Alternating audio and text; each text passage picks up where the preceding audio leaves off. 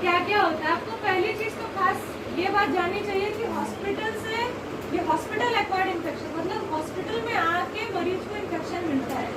कैसे मिलता है?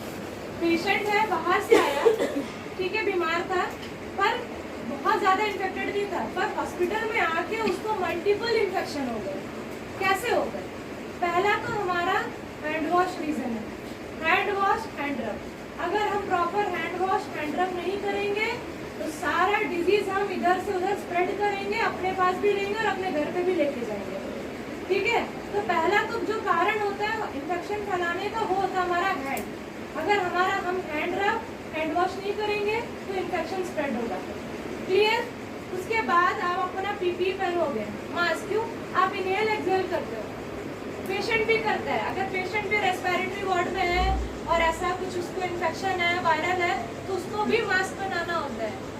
ठीक है, ताकि क्या हो, इनहेल एक्सहेल करे तो दूसरे को वो इन्फेक्शन ना मिले। ठीक है, तो ये दो कारण हो गए कि हमें अपना पहले हैंड वॉश, हैंड रब करना है। अब उसके बाद इंडिकेटर किस किस जरिए कहाँ से इन्फेक्शन मिलता है। तो पहला हमारा हो गया हमारा कैनुला। ठीक है, अगर उसका जो इंक्यूबेशन पीरियड है 72 आवर्स से ज़्यादा हो जा रहा है और आप ध्यान नहीं दे रहे हो तो उससे भी पेशेंट को इन्फेक्शन मिलेगा, फीवर आएगा। कैथेटर, ठीक है, कॉटी catheter associate urinary tract infection. कॉटी का फुल फॉर्म क्या होता है? एक साथ बोलो, कैथेटर। हाँ, कैथेटर याद हो गया।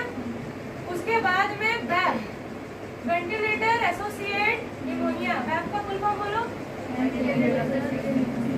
ठीक है, कैथेटर हो गया, बैप हो गया, क्लेप्सी। क्लेप्सी का बताओ। सेंट्रल लाइन एसोसिएट, ए जहाँ पे भी associate, central line associate blood stream infection. ठीक है, तो ये सारा अगर आपको भी शिल्पा ने जैसे कि बताया कि किसका किसका कितना ड्यूरेशन होता है, अगर वो ड्यूरेशन बढ़ जाता है तो पेशेंट को इन्फेक्शन होता है। इसी वजह से लिखा जाता है कि हमें डेट और टाइम डालना है। डेट और टाइम डालने का मतलब ये नहीं होता है कि हम डेली माइक्रोपोर निकाल रहे हैं तो उसी दिन का डेट डालेंगे। नहीं, जब भी जिस दिन प्रोसीजर होता है, चाहे कैनुला लगाओ, चाहे कैथेटर लगाओ, चाहे सेंट्रल लाइन लगाओ, कुछ भी लगाओ, पेशेंट के बॉडी में इंसर्ट किया गया है कोई भी प्रोसीजर, उस दिन का डेट और टाइम लिखाएगा ताकि उस दिन से लेके उसका इंक्यूबेशन पीरियड क्रॉस ना हो जाए, वो हम डेट्स काउंट कर सके।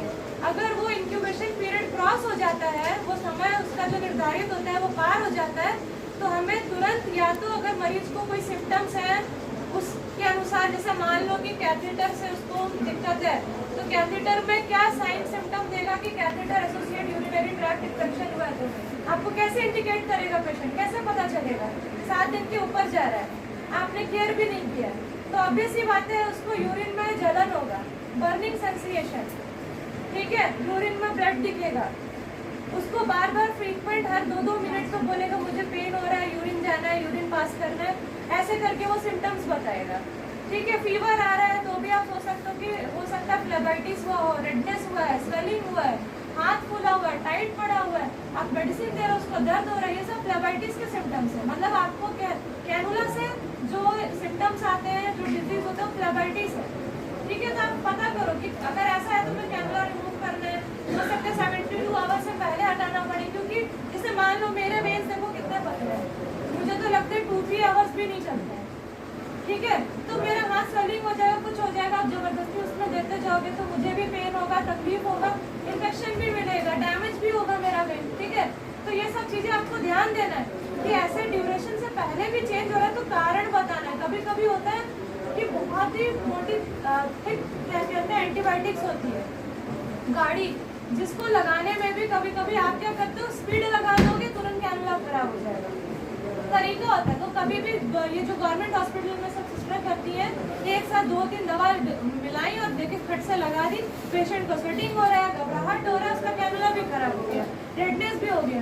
तो फ्लेबाइटिस होने के कारण एक हम भी है, हमारा रीजन भी कि हम मेडिसिन स्लोली नहीं लगाते। स्लो लगाने से कभी नुकसान नहीं होता जो फास्ट लगाते हैं। किसी भी पेशेंट को स्लो मेडिसिन आप इंजेक्शन लगा रहे हो कभी नुकसान नहीं होगा, और अगर वो गाड़ी अच्छे से डिजॉल्व नहीं कर रहे हो उसको तेजी से लगा रहे हो तो आप कैनुला होता है, ये प्रैक्टिस होता है। तो आज के बाद आप कैनुला भी या फास्ट मेडिसिन नहीं लगाओ। वो ड्यूरेशन 72 आवर्स चलना चाहिए अगर है तो, ठीक है। वो रीजन होता है, पूछते हैं एंटीबायोटिक के कारण हुआ, जैसे